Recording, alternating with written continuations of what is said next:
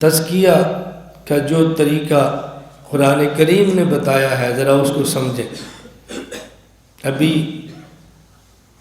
ایک ملک کے مفتی اعظم تشریف لائے تھے، مہمان خانے ہم بیٹھے تھے، تو مجھے کہتے ہیں ہمارے ہاں بعض لوگ اللہ اللہ کا جو ہم ذکر کرتے ہیں اس پہ اعتراض کرتے ہیں۔ وہ کہتے ہیں لا الہ الا اللہ یہ تو ثابت ہے، افضل ذکر لا الہ الا اللہ، لیکن اللہ اللہ یہ کہاں سے ثابت ہے؟ اس پہ کوئی حدیث پیش کرو۔ میں نے کہا افضل ذکر لا الہ الا اللہ تو حدیث سے ثابت ہے، اور ہم جو اللہ اللہ کہتے ہیں قرآن سے ثابت ہے۔ قرآن کہتے ہیں قد افلح من تزکا، وہ شخص کامیاب ہوا جس نے خود کو پاک کیا، اور پاک کرنے کا طریقہ وَذَكَرَ اسْمَ رَبِّهِ فَصَلَّى، اللہ اللہ بھی کرے اور نماز بھی پڑھے۔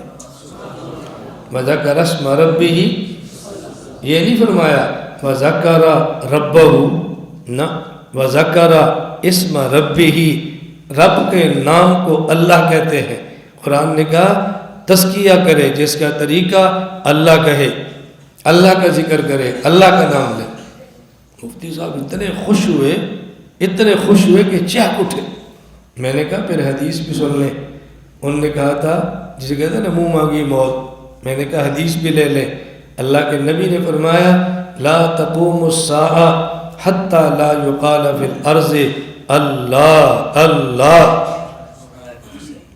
لا تقوم الساعہ حتی لا یقال فی الارض، بولو بولو بولو، حتی لا یقال فی الارض اللہ اللہ۔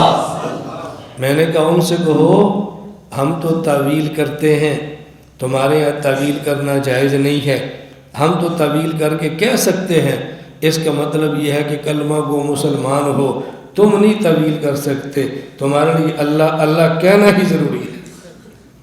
ہم کہیں نہ کہیں گنجائش نکلتی ہے، تمہارے پاس کوئی گنجائش نہیں ہے، تم نے تو اللہ کہنا ہے، تو حدیث کا مسئلہ حل ہونا۔ بہت خوش ہوں، بہت خوش ہوں۔ پھر بہت سے فرمایا میں تو سال سے سن رہا ہوں آپ کے بیانات، بس اب ہمارے ملک میں آنے کی تیاری کریں۔ میں نے کہا جی تیاری آپ نے کرنی ہے، ہمارا تو بریف کے سارے وقت تیار ہے، ہم نے کیا تیاری کرنی ہے؟